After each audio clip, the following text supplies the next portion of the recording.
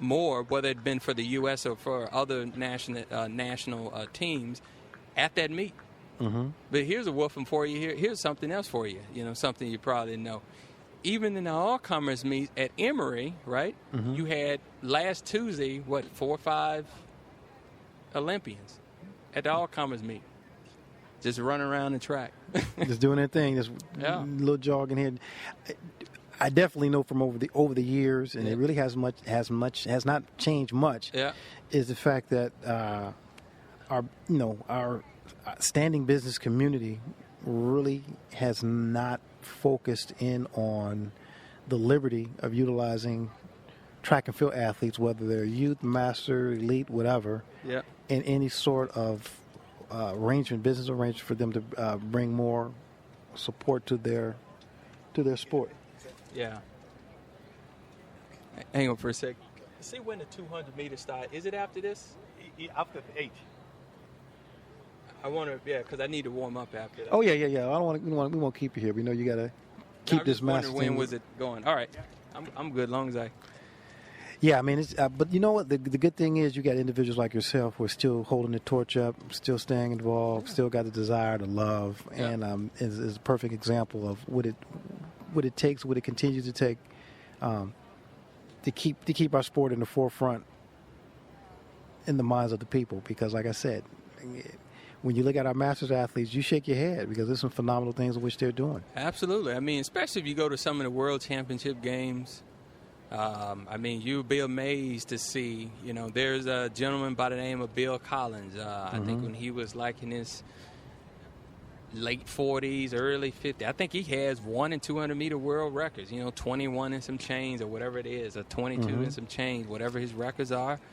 I mean, he's no joke. I mean, when you go to those meets, especially the world meets, I mean, it's just as competitive as the elite world meets. Uh-huh.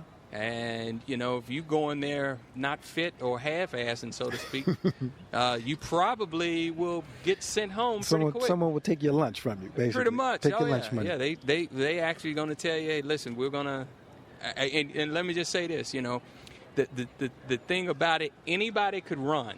Mm-hmm. Anybody could go to the World Championships, but not everybody could make it to the finals. Mm-hmm. You can show up and get it and play around in the rounds. Yeah, man. You will be exposed quick. I mean, if you think you in some local meets, you running pretty good, but when you hit that world stage and you come in dead last. I mean, we had a gentleman. We was at the Outdoor Nationals in Finland. He thought it was going to be a cakewalk. And he ended up being the dough. Yeah, man. I mean, I'm not sure if he was the dough, man. The flour. The batter. He got baked quick, and everybody looked at him like, dude, this is no joke. I mean, everybody, and the thing about it is very. Was he from the U.S.? Yeah, he was from the U.S. And we tried to prepare him, but so he went and got him a round trip ticket to Finland. Yeah. And a backpack. Yeah, hard head make for a soft ass. That's all I can tell you.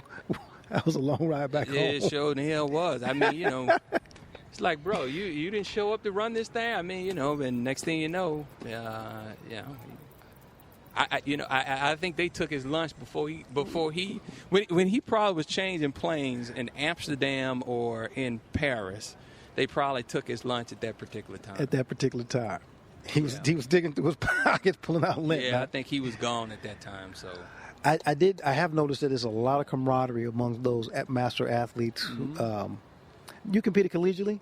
Yeah. Is there anyone that you competed against collegially who's a current master athlete that you remember or recognize? Nope. So these are people from the far, nope, plights of the sports world who now are in the master track and field and doing their thing. Yep.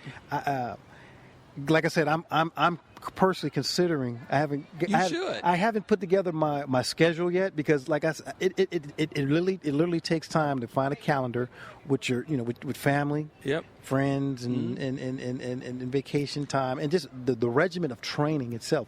Finding that particular window or windows to go out there and be as effective as you want to be. Mm-hmm. Did you being a collegiate athlete and being a master athlete, do you ever have those thoughts in your head that, oh, I'm that 21-year-old sophomore, junior, And I remember putting it down like this, and I kind of feel that way today. Your mind says, yeah, I can roll, but your body saying, look here, we're 40-something. We can't run that turn as good as we used to, right? It's not the same thing. Yeah. I mean, you ever ran ran through one of the zones of the track, maybe a 150 or 200 meters, and you just knew you was running 23, 24 seconds. And it was 30. And it was 30. Yeah. Yeah, that's early in the season. The thing is that the it's like what we've learned is the base training, and then with most masters athletes, really a really good strong base that I've learned that you got to have. And I would probably say it's only 2 hours. You can do 3 days a week, 4 days a week, depending on what your craft is. I know you was a hurdler, so I mean yours may be a little bit different, but it's hard to find somebody who run 400 hurdles. Not too many insane people. I mean, Dr. Gus, he does his thing. I've been seeing him run for the past couple of years, and I'm delighted each and every time I see him step out on the track. Yeah. Well, it's not too many crazy people. No offense. No. Two things about it being, you have to be known as a daredevil or somebody fairly psychotic. So you were both, huh? a little bit of both. And you got to look in the eyes of these hurdlers nowadays. You'll find some things. But I know we have some pretty good masters hurdlers that's running like 51, 52, 53s. I'm gonna tell you what's been keeping me from. I mean, to keep me even from diving into it, I don't want to go in there half-cocked because I know this. I know that there's some serious runners, masters runners out there, and I would go out there and play myself. But I think people, and I'm sure they'll be delighted to brush up a world record holder each and every day of the week. Let me brush him up. But I will tell you, I'm sure that it'd be like, well, yeah, that's Kelvin, man, world record holder, I mean, he's the man, In all humility. But everybody be gunning for you. Target on my back. even if you got the slowest time in the heat, everybody, I beat Kelvin though. Yo, I caught myself trying to get. I got in a little shape last year, and I ran a meet at Georgia Tech, and it was fun. I had a good time because I hadn't raced in a gazillion years, and I was out there with all these collegiate athletes, and these emerging elite athletes. Yeah. Young fellows who've run 48 seconds, guys who've run 49-second races, and all these freshmen and junior college kids who were finished with their season, but at G Tech in this meet.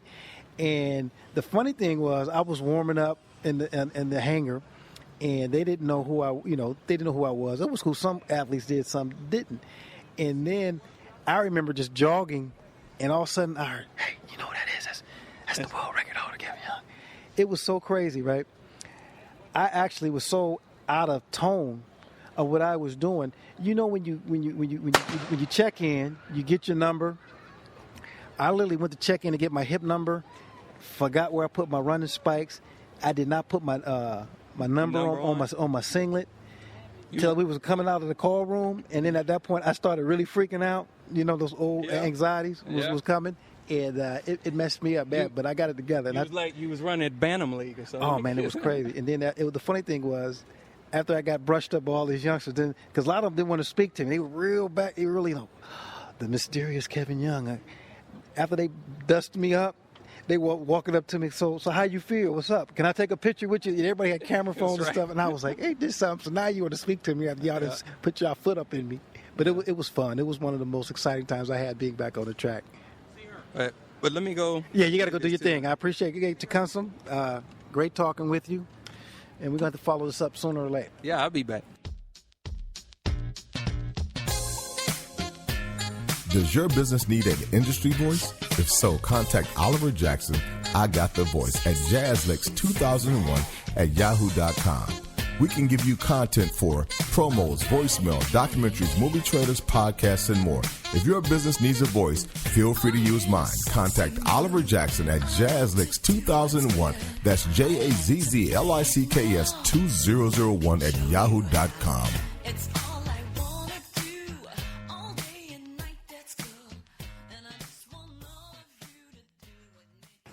We're back. We're on the line with Kevin Young, world record holder, Olympic medalist, as well as Daynette Youngstone. I'm Ian Dubé. How you doing, Daynette? I'm doing great. How about yourself? Oh, it's just incredible. A great opportunity to come on out and get a chance to talk to you. We don't talk to you much, you stay quiet there in Rockdale County, and, I get an email every once in a while and go, huh? But that's okay. At least you stay in contact. There's a lot of us folks out there who just don't even respond to emails or even just say, "How you doing? Are you breathing?" Yeah, exactly. And we were just, kind of talking about track and field, and it's always good to get a different perspective. You're from Florida, right? Jacksonville. I'm from Florida, Jacksonville. And you went to what high school there? I went to Reebok Senior High. You went to Reebok Senior High, huh? And big Reigns and Reebok rivalry there, right? That was our rivalry, yes. One of those schools is gone now, right? Reebok still standing. It's still standing. Rain's about to fade out, but both of them still standing. Okay, so both of them are still standing. Is the athletics still the same there? Are they real competitive, or what's happened there? Oh, the athletics there has went down. They're not producing the athletes like I was there. So what I'm trying to do is get back there to produce the athletes, the program back up. Within 3 weeks, I'll be down there administrating that area. So are you relocating? Are you moving to Florida, or are you just going to be going back and forth between Georgia and Florida? I'll just be going back and forth between Georgia and Florida. Okay, that's cool. Trying to reproduce that area, reproduce athletes in that area. All right, well, good. I hope you go down there and put it down, and you can invite me to come down there to hang out with. I sure will, Calvin. With the family in the community down there. Yes, I sure will. Do you remember, and I'm sure you do, Ian and I were talking about this earlier, was remember all the club teams that we used to have in the U.S., Athletic West, Nike International, all the different teams, Santa Monica Track Club, Mazda, Stars and Stripes, and folks used to just meet up. And I remember, especially at the Mount Sac relays, you can get folks from different teams at any given time, and they'll just lace them up and just be on a particular 4x1 or 4x4 and just really just turn it out. Yes, I remember those days, but what happened to it? I mean, I don't see the camaraderie no more. I don't see the athletes no more. We don't go out in that area to produce the club like we used to. What's going on with that? That's been one of the biggest enigmas of track and field from the mid-'90s up until this current point. The fact that the entities involved in our sport have really let that fall to the curve, and the onus can't be upon the athlete themselves because there's a lot of support that has to go into it. But I'm not sure whether or not people haven't bought into the fact that we have great athletes, and I don't know what the direction is. Had been even from the national office, because I remember those teams were pretty much the nucleus of the expectation of USA Track and Field. They were the TAC and all that good stuff. Yes. The conversation to me personally, the conversation of track and field amongst fans and fellow athletes was always the competition amongst the club teams. Right. We all did our things as individual athletes. That's to be said for our particular sport. But it was always something to be said about the clubs. Right. And to me, that provided a stronger channel of communication to our track and field community, especially those who did not run. Correct. We knew each other and ran and went all over the world on teams. However, here in the States, that was one thing that folks knew. That's the only thing they knew, yes. At this point in time, I feel that we're getting away from that. And I think we all, as professional athletes, amateur athletes, should come back together in each group, in each area, and just brand the athletes together and be with them to brand them up to the way we came up. I agree. And I think the USA is kind of like you said, clueless about track and field, but we all need to come together and keep the sports alive. You know what it is? I think they've gotten so comfortable over the past 10 to 15 years. I mean, to be honest with you, the only true, I would say, elite club team would be that Nike USA team that they put together at the Penn Relay. Right. At the Penn Relay. And that's it. That's it. And I think it should be more than that. It should be more than that. It should be more than that. It should be more, literally more club teams spread throughout the U.S. And I don't know why and I don't even want to use the word sponsors, because sponsors to me means that someone is really wanting to go out of their way. I mean, supporters, folks who really have a vested interest in wanting the club's teams to build and grow and develop. Right. Not just for the emerging elite athletes that they may get on their teams, but for all the collegians who need an opportunity to have a place to nurture themselves. Because I can say when I first joined the Santa Monica Track Club, I definitely wasn't the best hurdler at that time, but I was able to see how an elite athlete carries themselves and what kind of stories they had to give me and bite up on me of what I needed to do in case on the way of my emergence as an elite athlete. I got taught or groomed how to be one, and it was fun. It was fun watching Dennis Mitchell and Mizuno and Mazda and all the different teams he was on, and him cutting the fool, and the Stars and Stripes and Danny Harris when he was with Athletics West, right. And they had all these Nike international teams. We had the Reebok team. Adidas had a team. All those teams was great with great athletes on there. And nowadays we need to bring that back. Yeah, I'm sick. You know what I'm sick of?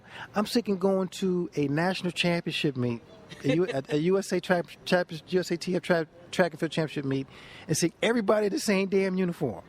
Everybody. I used to love to go to India or wherever else, and you just see everybody from different clubs.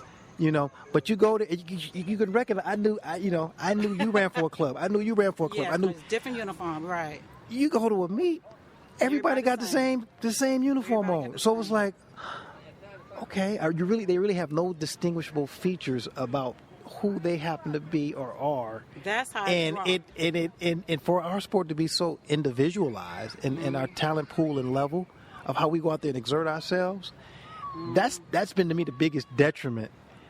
Right. Because you know how it is when you run the 200.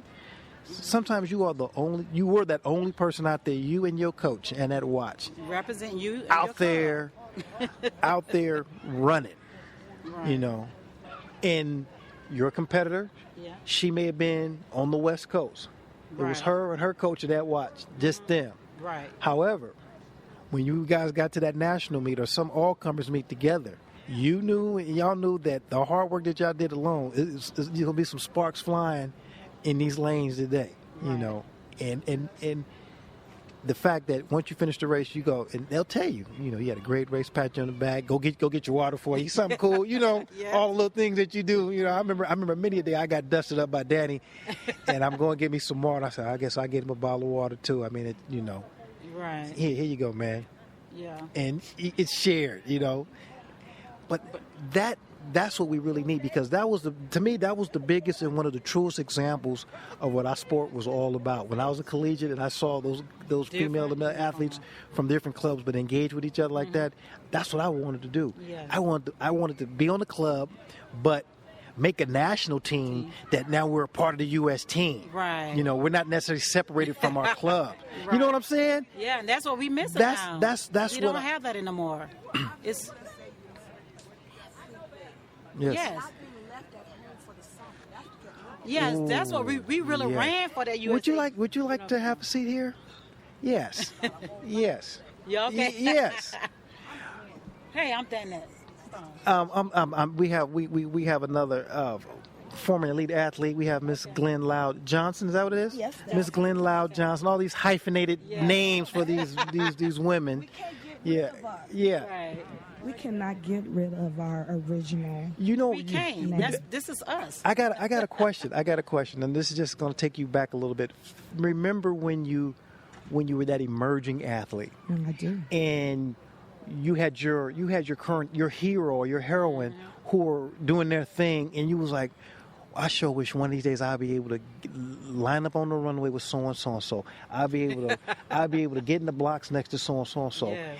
And you bust your butt, and next thing you know, you right there, and you're not just next to them, you in their face. Right there. Yes. What was one of your first situations like that? My first situation like that was out of high school. I started getting recruited probably around the 10th and 11th grade. And Pat Connolly contacted me from UCLA. and she gave me visions of bringing the baton to Evelyn Ashford. Wow. And my eyes got, just the thought to be able to run a 4x1 with Evelyn Ashford was just mind-boggling for me. I can imagine I that. could barely finish high school because I couldn't wait to get to UCLA. I signed my letter of intent, and I went up to UCLA, and Pat Conley was gone. Oh. And so was Evelyn. What? I was absolutely heartbroken because I wanted to run that relay with her. And then the other one was Kathy McMillan. Kathy McMillan was out of Tennessee, and she was one of the best long jumpers. And actually, Martha Watson, Kathy McMillan, and Jody Anderson, they were just so above. Jody Anderson was the American record holder. I remember when the American record in the women's long jump was 22:11. Wow. That was so achievable. I mean, it was like, I can do this. And then in 1980, I competed at the Olympic trials, and that was my emerging meet. I placed 5th. Ooh, yes. And that was my emerging meet. And I was that close to the Kathys and the Jodys and the right there. I was I had broke the top 6, and that was really freaky. Dan, and how about you? What was your moment that you could remember that you were that young athlete, and all of a sudden you wanted to be able to compete against whoever, and then bam. My moment was in high school. I was the youngest one in high school, and Cassandra Cheeseborough, who graduated from Reebok Senior High, she was at Tennessee. She came. They had a meet at Rains High School, and she was there. And I begged my coach to run in that meet. And he said, then you can't run that. They're too fast. I said, no, I could beat Cassandra. That was my moment that I knew that I could be close to her. And that moment with her and Little Leatherwood, I was close to them. Yeah, I remember and that's that name. when I knew I could be on the elite. Yes, and that was the highlight moment of my life. Plus, running with Evelyn Ashford, my first Olympic meet in 1984. Wow. On the third leg, giving Evelyn Ashford that baton. That just blew my mind. Yes, so those are my moments. That's awesome. Yes. I mean, first day, Cassandra. I remember growing up telling, being an 11th grader, telling my peers that I was going to make the Olympic team. I'm just talking, running my mouth, And then when they had the L.A. games in '84, right in my backyard, and I'm watching the television, and I'm seeing Evelyn, and I'm seeing Flo, and I'm seeing Valerie. And Carl and those guys and Jeanette and Allison, and I'm going. I mean, because they had the trials and they had the games there, so I got a lot of track and field that year. And I'm going. This is right here, the L.A. Coliseum. We just had the state meet. Matter of fact, we just had the California state meet in the Coliseum, and I took third place. So I was on that track, and I was like, "Yo, I'm gonna be here one of these days." That's awesome. That was cool. That was the summer of '84. Y'all did that. Y'all did y'all thing. I get to UCLA freshman year, and of course I walk out on the track as a walk-on, and guess who the hell I see on the track? Everybody that I just seen in the Olympic Games. So my jaws were just dragging on the. I was just in awe. And they were just running past me, running by me. And I could hear Bobby screaming and yelling and cursing out everybody. And I'm seeing people just in the zone. In the zone. And I'm going, man, she just ran 5 200s. She only had 3 minutes out. And I'm sitting there just trying to. I couldn't even work out properly as a walk-on the men's team because I was just so caught up watching them do their thing. And I was going, man. And when I saw that, I was like, well, I'm here with them, but what they're doing seems so out of reach. I'm nowhere at that level. It blew me away, but I was just such a fan. I was so blessed that I was like, I'm just here. I'm good. Yeah, it sounded like me when I was when I moved to L.A. to train with Bobby Kersey and Flo Jo and all, and I was blown like him. I said, oh, my God, what I got myself into. They was running like they were running for, in practice, like they were running for Rail Rocker. Day. I said, oh, my God. So I'm blown away looking like, oh, I can't run. What I'm doing here. But that moment let me know that I was on that level to do what I had to do. Yes. Yes. That's an amazing feeling. And and think about it.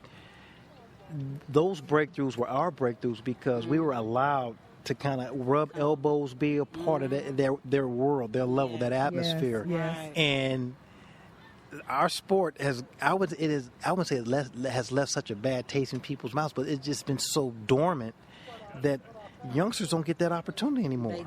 They don't. When my crowning glory was always, I used to love the Mount Sac relays.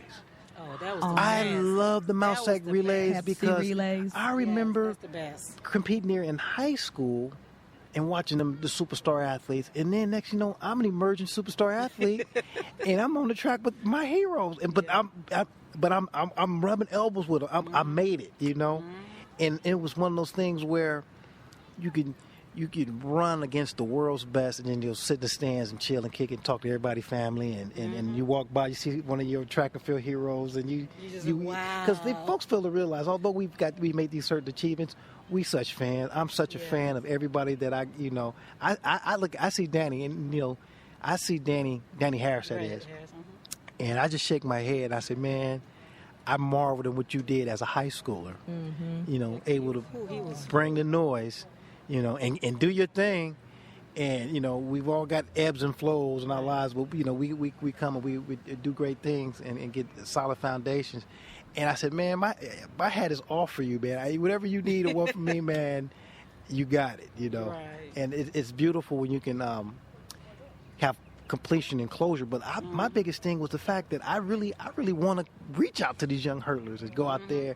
The craziest thing is when I go and I sit in stands and I could be talking with you and we talking track and field. No one don't even know who the heck we are. They don't. Right? Until somebody, one of their coaches say, do you know what this is? Yes, I get that all the time. And they've heard the name maybe, the statistics, but never put a face to it.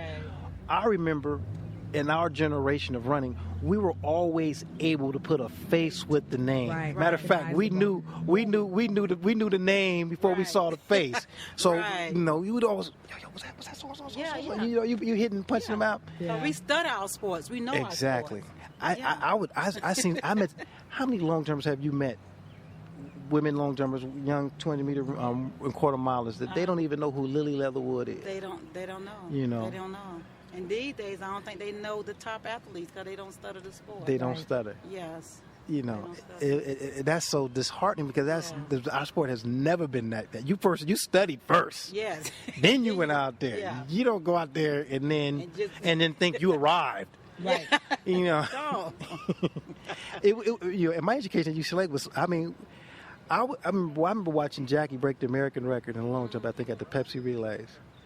And the cool thing about being at UCLA is, we could always volunteer for stuff like that. I would bring the hurdles out, help with the signage and stuff, bring the sodas or whatever out. Right. And that was just so cool. And just being around elite athletes. I remember when Evelyn Ashford set the world record in the women's 100 meters. I think I may have been in the 4th grade. Wow. Yeah. Right? I think I may have been in the 4th grade. I remember watching that on TV. I said, And my wow. sister Tony used to my sister Tony used to run just in the neighborhood, just beat all the boys running, and I used to always compare the way she ran and with the way Evelyn ran, just explosive and fluid and bang bang bang bang. And I used to say, wow, I bet you my sister can beat Evelyn. And I truly believe that in my heart that my sister Tony could beat Evelyn Ashford. If she couldn't beat Evelyn, she needs to try. She needs to get in the race with Evelyn, and I bet you Evelyn's going to give her, pat her on the back after the race. And I was, in my career as a track and field star, I was so disheartened because my sisters never had the same kind of desire that I had with sport. They boyfriends and whatever else. Distractions. And I'm going, and I wished and hoped, because I believe if my sister would have been dedicated, she would have been on the Olympic team before me. Wow. Way before me. What do you think is the best, if we had to give young athletes 3 pieces of advice to propel them to the next level, what would be your top 3 things based on your experience that you would pass on to a young person that's looking to get to that next level? Patience would be the first thing. I believe just in our sport in general, what we do is you really, and you have to be a student. You have to be patient. You have to be motivated. And Patient. First and foremost, you have to be patient, because if you're patient, if you sit down and you can settle your nerves, you will see what your expectations need to be. You can't just fire off. I mean, every now and then you find a diamond in the rough. Every now and then. But and we've seen them crash and burn. Freak of natures. We've seen them crash and burn because it's just our sport is you can be talented physically, but if your mental isn't there, you won't maintain it. So you got to be patient. Self-motivated would be the next. Self-motivation. And determination got to be there. Yeah, and you have to see things in yourself or you got to find someone that see things in you. I think that's the key. That you don't see within yourself. Right. Putting yourself in the right environment. I think that a lot of our young people, they don't surround themselves by the right types of people. Right. They're hearing too much, and the too much that they're hearing is not the right stuff. Right. That's real good. So let's talk about motivation. Yeah. How do you develop motivation in a young person? We're talking about a 12-year-old, a 15-year-old, a 16-year-old when they're going through that adolescence. How do we develop motivation? I feel with my son who's in that age group, between 12 to 15 years old, I give him the motivation by keep talking to him positive, let him know he can do it, keep pushing yourself, think out the box, and just give him that positive note every time he practice or compete, and that stimulates his mind to keep him motivated. That's a good one. Kevin? On motivation? Motivation. I would. Danette said it. You just have to be positive, and you got to really identify the good things that youngsters do. You know, and if you see someone doing something they don't need to be doing, you have to be critical enough to step in their path and shut it down in a way in which it's not too intrusive. Right. You know, sometimes we could be a bit abrasive to our youngsters, or they're not as tough as we may have been coming up. You know, people just was in our face about certain things in which we've done, but get them back on track. I think one of the key things, let's not be afraid to check them in a good way. Because in a positive way, you know, give them the option. One of the things is they say you can't tell people what to do, but you can suggest what they can do. Right. And if they make up their mind reasonably, they would suggest the right thing to do, because we all have a sense of right and wrong. Right. So, and maybe sometimes your suggestions have to be done over and over and over again. However, you're not telling them, because I got my stepson. I realized I can't tell him anything because he is a mother's boy, and he's his mother's son, and I laugh because I was the same way. I grew up without my father, you know, and having that male adult figure in my life at a very early age. So I had to sit back and when he bumps heads with me, I laugh at him. He looks at me and said, "Why are you laughing?" I said, "Dude, you just don't know I've been there. I've been there." And then so I can't tell him what this. I said, "Well, let's sit down give me 2 minutes, give me 30 seconds. Let me just suggest what you might want to think about before you do this." And I leave it alone. Right. Because if he screws up, his mother got him. Yeah. She gonna take care of him. But if he makes the right decision, it looks like he made that decision. Right. Yeah. So I'm big at the suggested motivation stage. And as we look back as athletes, think about it. How many coaches have suggested us to take a particular role during the workout? They don't give you really much of a choice. No, they don't give you options. They don't give you much of an option. They say, "So which one you want to do? Do you want to do 3 500s? Or do you want to do 5 200s? You know, something like you want to do 10 100s, right. Or do you want to do 2 500s? Anyway, it's go. End of the day, you're doing 1,000 meters. You're doing 1,000 meters a day. Yeah. How you want to do it? Because it's gonna, you're gonna bounce around with these fives and hit these zones, or we can hit these back-to-back ones, and you're gonna have enough time to recover. Right. It's but the same method. The same thing. So I would say being patient. As we say, being patient, self-motivating, and whichever form or fashion we try to get them to do it. And you said a third one. I'm sitting back trying to ponder on that third step, how we get our youngsters motivated. Motivated. I guess be a good example. I think that's a wonderful one. Being a good example. Be a good example. Because think about it. How many times that we because we basically model ourselves after other people anyway. Yes, we do.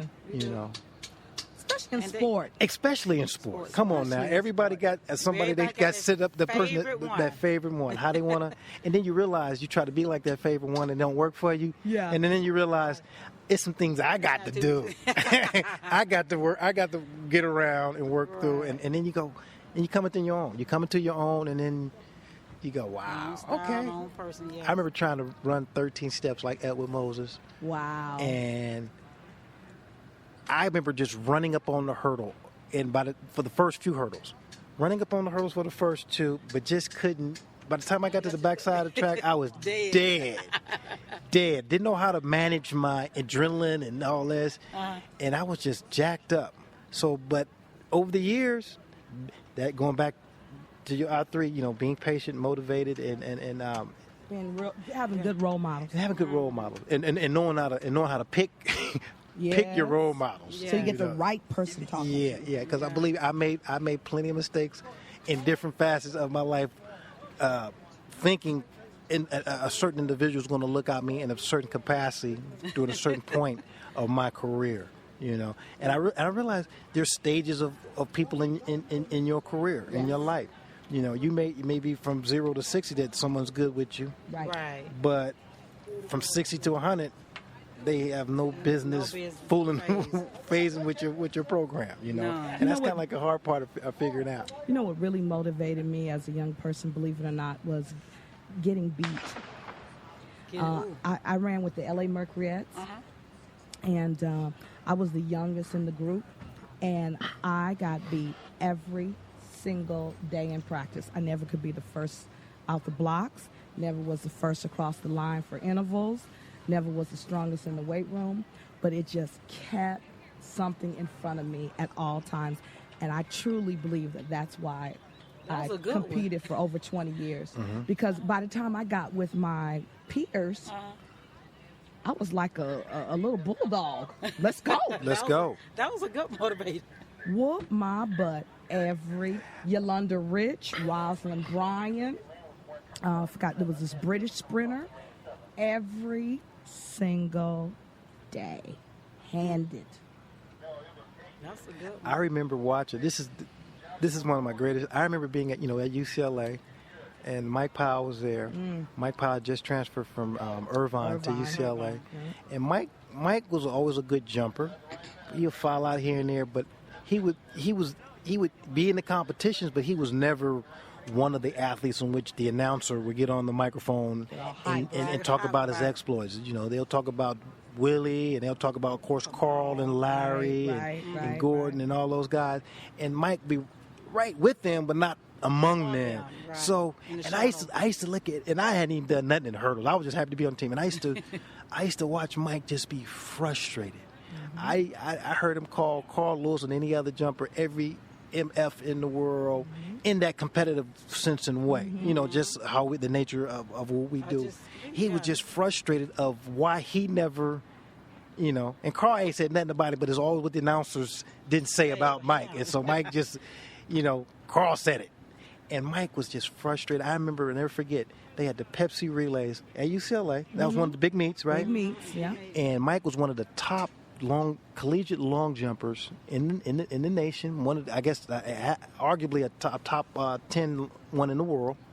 He's a 27 plus foot long jumper. Yeah, he was. He did not get invited to the Pepsi relays, and I'm not sure if the coach could have said, "Oh, it's an open college," he could have got in the competition and got a jump, but they did not pursue it for whatever reason. And the fact that was the pit that Mike practiced in every single day. And then they have this meet at UCLA on the weekend with all this accolation, and he could not get into the meet. He was piss and fire. Yes. And he would say, I can't wait, I'm going to break that world. I used to hear Mike say he was going to break that world record. And and he was just such a competitor with Carl and Larry and everybody else. So when I saw him jump in 91 in Tokyo, I saw the lead. I would have to be privy to see the lead up into him and Carl's great duel in the long jump, and so I knew the background story behind it, and everybody, the media would try to take out where it was, but I knew the trial and tribulation and the mess that he put himself through. He went through, and he, just his whole plight. So when he jumped as far as he did, and when they jumped as far as they did, because Carl brought his lunch that day too, I'm going, this is it. This is one of the greatest competitions I've ever seen. There was magic. There was a stillness. It was in the air. There was this. It was almost like it was anticipating something great happening. Something's about to go down. Yeah. Something great happening. Because I remember in that 200 meters with Gwen, Florence, they was jumping the same time, and they actually paused our race just to see Carl and Powell do that long jump. Yeah. And we turned and we say, what is going on? Didn't know that they're about to break that record. Yeah. And that was a moment we just stopped and looked at the little monitor and see what was going on. What was going on? Amazing. And that was a sign. It was magical. And then you I'll never forget. We were doing the Gwen. We were doing the clinic at Logan High School. Yeah. And we were on the stage. And every day when Mike would come, they would pull the measuring stick out and show how far 29 4.5. And when you say 29 4.5 inches, that's far, that's long. Yeah, it is. It's long. When you say it, stupid. But then when you look at it, on tape, how did the world? You go, boy. How? And then you look at and you see it on the videotape, and you go, how did he do You that? just shake your eye. You go, it's just like somebody just lift them up, like you say, and just put him over and put him over there. That's and when folks, and it's funny when folks tell you about my world record. My vision of it is a lot different. I don't see it as a sub 47 race. I just see it as me beating up on guys who used to whip my butt all the time. Now, tell us, Kevin. I'd love to get in your head. Tell me what you were thinking about when you were on the line, not knowing when you were going to finish, that it was going to be the world record. Where was your head at? I didn't know it was going to be a world record first and foremost. But the first thing that happened was this. I walked out of the tunnel onto the track from the call room after they did the number check, spike check, bag check, and all that. And I remember walking out, and they lined us up, of course, according to what lane we were going to be in. I was in lane 4. And I remember crossing over the lane, you're walking through, you're in a straight line, you're taking in the atmosphere of all the fans, and you're looking at the lines of the track, and you're looking at whatever kind of metal bracing they got around the infield. You don't want to trip yourself like that, pin relays or something. I remember walking in, and I never forget, I heard a little voice in my head said, 1988. Remember 1988 when you took fourth place? You took fourth place. And I remember going, now this is 1992. This is 1992. And then I went from that thought to all the races that I had in that season leading up to me getting here, of how I beat Winthrop, I beat Sam, I beat Chris, I beat Danny. I raced these guys head up, face to face, beat them handedly, comfortably. And then after that, I thought, okay, so what was your game plan when you were successful in beating these guys? And it was, 19 to the first, 13. My step pattern that I had developed and got consistent with over during the season. And my thing was, okay, that's what got you here. You better not deviate for what got you there. Okay, Kevin, stop right there. That was real good, what you just said. And I hope that people caught that, because even in a world record, Olympic record, world-class athlete, there was some negative self-talk. Oh, man. So you can imagine what kind of thoughts go through kids' head, go through collegiates' head, go through emerging athletes' head. And the fact that you counteract that negative thought immediately with a positive thought, giving yourself positive affirmations of what you had accomplished and how you needed to repeat those things. It took my nerve. My nerves were here coming out on the infield, but when I said that to myself, like you said, Gwen, it totally settled me. It gave me a calming that once I got into the blocks, it became this is just another race against these guys that you've been running again in big meets all summer. Okay. Now, on that note you just said, that's why I be trying to tell the athletes today, when you get into those big races, they just the same athletes you raced from yesterday. Mm-hmm. You just got to have the mental thought that whatever I practiced the day before, I can still do it here with these top athletes. Mm-hmm. And that's a good Because thought. you think about it. Think how many times you've been in practice. Yeah. And you've done 10 run-throughs. Yeah. You know your legs are heavy. Yeah. You're tired. You got sand in your booty. Yeah. Sand in your hair. Yeah. You really don't want to. You really don't want to be there. Yeah. Right. And then coach said, "Okay, Gwen, you got one more run through. Matter of fact, you got the run through. We're gonna take 70 feet off your run through. I just want you to go back 30 feet and then just Give me a pop up. pop up. Mm-hmm. And you pop up and you pop out. Right. And you land in the sand. You go. What? That's good, and I really hope that our listeners really heard that, because that's something that we need to bottle. Yes. Is that fact that everybody has negative self-talk. You have to counteract it quickly, and you have to have your list of what you've done before. Yeah. Right. So, Kevin, when you were midway in the race, did you know? Did it feel different? It felt my race felt different between 8 and 9. Okay. And the reason why I felt different between 8 and 9, I've raced against Winthrop Graham all through my collegiate year on international teams, and I always known